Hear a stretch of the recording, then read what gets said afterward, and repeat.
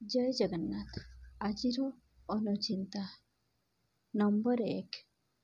ଠାକୁର ଘର ପ୍ରତ୍ୟେକ ଶନିବାର ଦିନ ସଫା କରନ୍ତୁ ଓ ଗଙ୍ଗାଜଳ ଛିଞ୍ଚନ୍ତୁ। 2. ଠାକୁର ଘର ଦୀପକୁ ସବୁବେଳେ ସଫା କରିକି ଲଗାଇବା ଉଚିତ। ନମ୍ବର 3।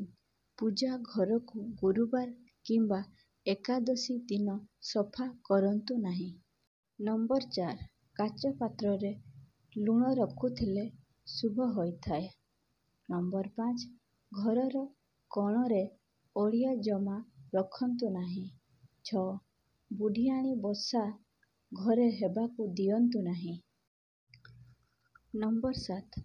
ଠାକୁରଙ୍କ ଫଟୋ କିମ୍ବା ମୂର୍ତ୍ତି ସଫା କରିବା ସମୟରେ ତଳେ ରଖନ୍ତୁ ନାହିଁ। କୌଣସି ଏକ ପିତ୍ତଳ ପାତ୍ରରେ ରଖନ୍ତୁ। ନମ୍ବର 8। ପୂଜା କରି ସାରିବା ପରେ ଠାକୁର ଘର ପରଦା ପକାଇଦେବା ଉଚିତ। ନମ୍ବର 9।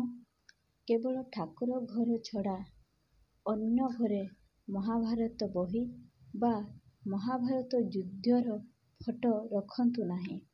ନମ୍ବର 10। ସୋମବାର ଦିନ ଧଳା ଫୁଲ ଅର୍ପଣ କଲେ ଅଶୁଭ ଶକ୍ତି ଦୂର ହୋଇଥାଏ।